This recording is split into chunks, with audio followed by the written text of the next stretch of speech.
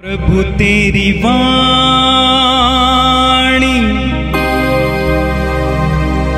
जीवन की रोटी, नयनों की ज्योति, अंधेरा मिटाती।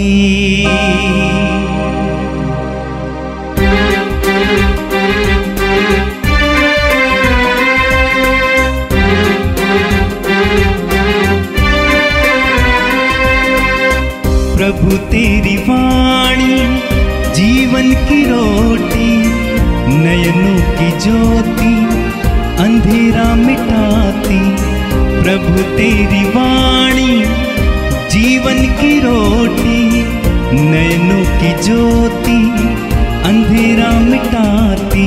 वाणी वाणी वाणी वाणी वाणी पवित्र है, शाश्वत है, जीवन का मन्ना है।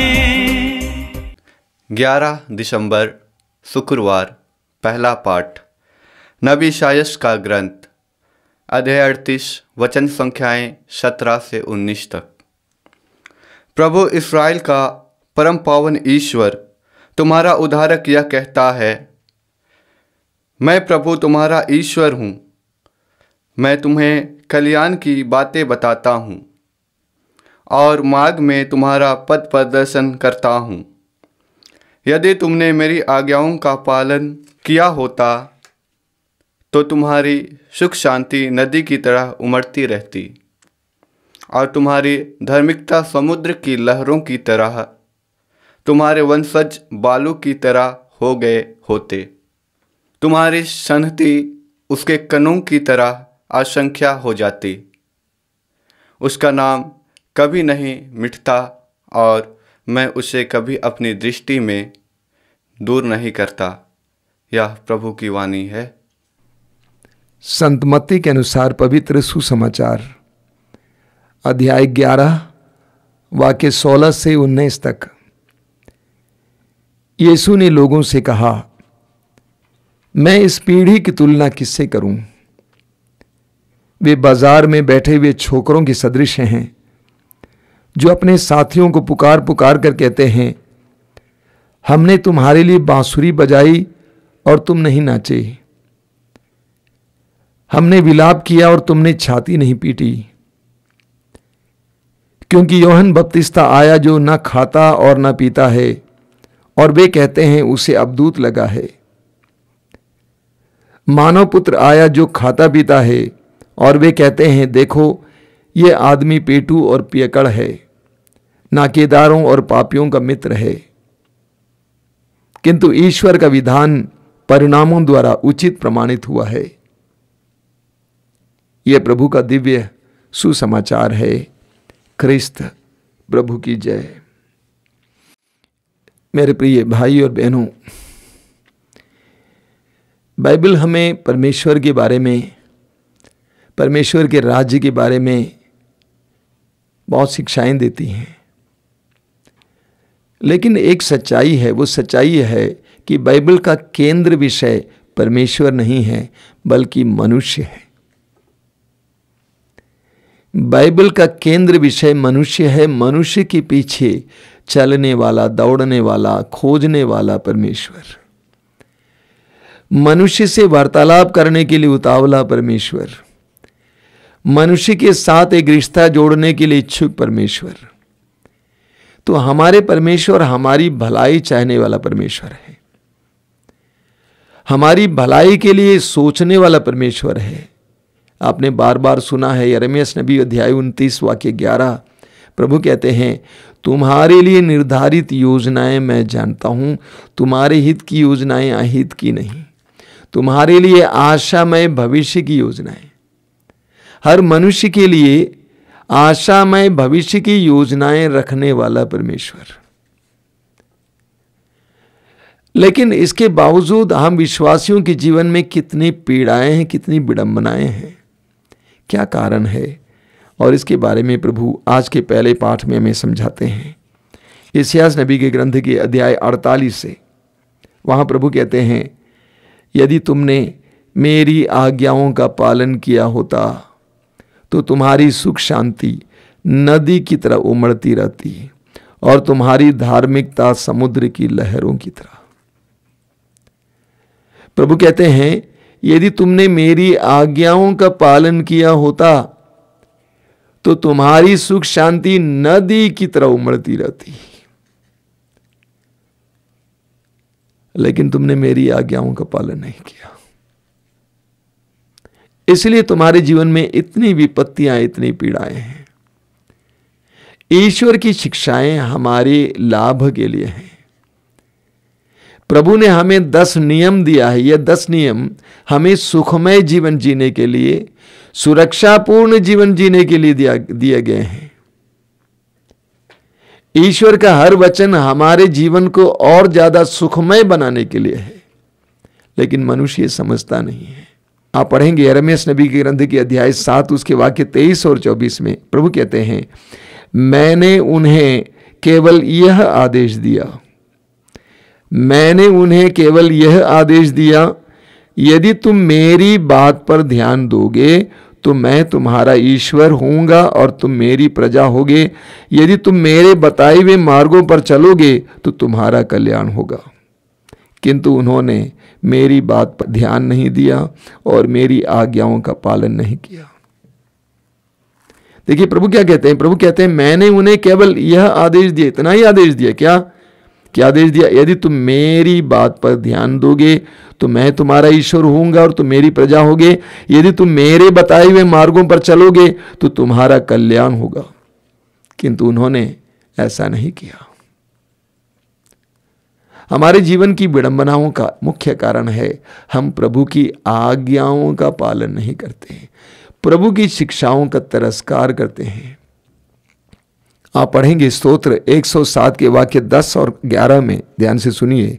कुछ लोग अंधकार और मृत्यु की छाया में बैठे थे, दुखी और बेड़ियों से जकड़े हुए थे। क्यों? क्योंकि उन्होंने ईश्वर की वाणी से विद्रोह और सर्वोच्च प्रभु की योजना का तिरस्कार किया था। यह एक बहुत बड़ा रहस्य है, एक बहुत बड़ा खुलासा है। वचन कहता है कुछ लोग अंधकार और मृत्यु की छाया में बैठे थे, दुखी थे, बेड़ियों से जकड़े हुए थे। क्यों? क्योंकि उन्होंने ईश्वर की वाणी से विद्रोह और सर्वोच्च प्रभु की योजना का तिरस्कार किया था। प्रभु की वाणी और प्रभु की योजना का तिरस्कार करने से हमारे जीवन में पीड़ा पर पीड़ा आती है। हमारे अतीत, हमारे भविष्य को जानने वाले परमेश्वर के हृदय में हमारे लिए एक महान योजना है। आप पढ़ेंगे राजाओं के दूसरे ग्रंथ के अध्याय 18 उसके वाक्य 5 से 7 तक राजा हिजकिय्याह के बारे में लिखा हुआ है। हिजकिय्याह को प्रभु इस्राएल के ईश्वर पर भरोसा था। यूदा के सारे राजाओं में कोई दूसरा उसके जैसा नहीं हुआ, न कभी पहले और न कभी बाद। वहां लिखा हुआ है आगे, वह प्रभु से संयुक्त रहा और कभी उससे विमुख नहीं हो गया।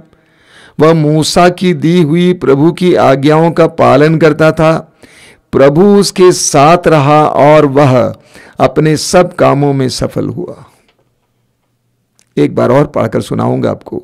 हिजकिय्याह के बारे में लिखा हुआ है, हिजकिय्याह को प्रभु इस्राएल के ईश्वर पर भरोसा था। यूदा के सारे राजाओं में कोई दूसरा उसके जैसा नहीं हुआ, न कभी पहले और न कभी बाद में। वह प्रभु से संयुक्त रहा और कभी उससे विमुख नहीं हो गया। वह मूसा की दी हुई प्रभु की आज्ञाओं का पालन करता था। प्रभु उसके साथ रहा, वह अपने सब काम में सफल हुआ। देखिए, राजा हिजकिय्याह प्रभु के साथ संयुक्त रहा, प्रभु की बातों का पालन किया, इसलिए प्रभु उसके साथ रहा और जो भी कार्य करता था उसमें सफलता मिलती थी। और आज के सुसमाचार में हमने पढ़कर सुना, प्रभु यीशु बड़े दर्द के साथ एक बात बताते हैं। प्रभु कहते हैं इस पीढ़ी की तुलना मैं किससे करूं? वे बाजार में बैठे हुए छोकरों के सदृश हैं, जो अपने साथियों को पुकार पुकार कर कहते हैं, हमने तुम्हारे लिए बांसुरी बजाई और तुम नहीं नाचे, हमने विलाप किया और तुमने छाती नहीं पीटी। यूहन्ना बपतिस्ता आया जो ना खाता और ना पीता है, और वे कहते हैं उसे अबदूत लगा है। मानव पुत्र आया जो खाता पीता है और वे कहते हैं देखो ये आदमी पेटू है और पियक्कड़ है, नाकेदारों और पापियों का मित्र है। बाइबल में जिस ईश्वर के बारे में हम पढ़ते हैं वो ईश्वर मनुष्य के पास आने वाला ईश्वर है, झुकने वाला ईश्वर, मनुष्य के आखिरी स्तर तक उतर आने वाला ईश्वर। प्रभु यीशु ने यही तो करके दिखाया। ईश्वर मनुष्य के पास आता है मनुष्य की भलाई के लिए, लेकिन मनुष्य जवाब नहीं देता है। यूहन्ना बपतिस्ता तपस्वी के रूप में आया, कठोर जीवन जीते हुए सोचा कि लोग मेरी बातों को सुनेंगे, लेकिन उस समय के लोगों ने, अधिकतर लोगों ने उनका तिरस्कार किया, कहा कि इसके अंदर अवधूत है। प्रभु यीशु आए मनुष्यों में मनुष्य बनकर, हमारी तरह बनकर, जनता के बीच रहने वाले, दुखियों, पापियों, रोगियों को अपनी ओर आकृष्ट करने वाले, लोगों के बीच, लोगों में एक बनकर रहा। तब प्रभु के जमाने के लोगों ने उनका तिरस्कार किया, यह कहकर ये तो पेटू है, पियक्कड़ है, ये तो पापियों का मित्र है। उस जमाने के यहूदियों की प्रतिक्रिया थी ये, विशेष करके जो धर्म के ऊपरी स्तर के लोगों की प्रतिक्रिया। आज भी मनुष्य अलग नहीं है, भिन्न नहीं है। ईश्वर मनुष्य के पास आता है, विभिन्न रूपों में आता है, लेकिन मनुष्य ईश्वर के प्रति संवेदनहीन है, ढीठ है, जिद्दी है, असहयोगी है, जवाब नहीं देता है। क्या परिस्थिति है, क्या स्थिति है? संवेदनहीन, insensitive to the divine working of God, परमेश्वर के कार्यों के प्रति बिल्कुल संवेदनहीन। एक महान वक्ता थे, उनका नाम है, बाइबल के वक्ता थे बिली ग्राहम, वो गुजर गए। उन्होंने कहा एक बार, modern man lacks spiritual appetite, आधुनिक इंसान के अंदर आध्यात्मिक भूख की कमी है। मैं कहूंगा आधुनिक इंसान ईश्वर के प्रति संवेदनहीन होता जा रहा है। सर्वत्र उपस्थित ईश्वर, सब कुछ को देखने वाला ईश्वर, सब कुछ को बनाने वाला ईश्वर, सब कुछ को संचालन करने वाला ईश्वर, उस ईश्वर के प्रति मनुष्य संवेदनहीन होता जा रहा है। उसकी आवाज को सुनने के लिए तैयार नहीं है, उसको देखने के लिए तैयार नहीं है, उसके सानिध्य को अंगीकार करने के लिए तैयार नहीं है, और मनुष्य दुखी भी है। ये विडंबना है। इसलिए प्रभु यीशु के दिल में पीड़ा थी, दुख था। मेरे प्रिय भाई और बहनों, प्रभु यीशु के इन वचनों के द्वारा प्रभु हमें भी संबोधित कर रहे हैं। शायद प्रभु हमसे भी यही कह रहे हैं, संवेदनशील बनो, प्रभु की आवाज को सुनो, प्रभु के सानिध्य को अंगीकार करो, प्रभु से जुड़ जाओ। आइए हम प्रार्थना करें। प्रभु यीशु, आज के सुंदर दिन के लिए हम तुझे धन्यवाद देते हैं। तू हमारे पास आता है, तू हमसे बोलता है, तू हमारे लिए बहुत कुछ करना चाहता है, तू हमारी परिस्थितियों को बदलना चाहता है, लेकिन हम तेरे प्रति खुले नहीं हैं। हम असहयोगी हैं, ढीठ हैं। हमारे हृदयों को खोलिए। तूने स्वयं कहा, मैं द्वार पर खड़ा होकर खटखटा रहा हूं, यदि कोई मेरी वाणी सुनकर मेरे लिए द्वार खोल देगा, मैं आकर उसके साथ भोजन करूंगा और वह मेरे साथ। होने दीजिए यीशु, हमें भी तेरी आवाज को सुनने, तेरे लिए द्वार खोलने की कृपा दीजिए। हे प्रभु यीशु, इन वचनों को सुनने वाले मेरे भाई बहनों पर दया कर, उनके हृदय और मन को तेरी उपस्थिति के प्रति खोल दे। हर पल तेरी उपस्थिति महसूस करने के लिए, तेरी आवाज को सुनने के लिए उन्हें कृपा प्रदान कीजिए।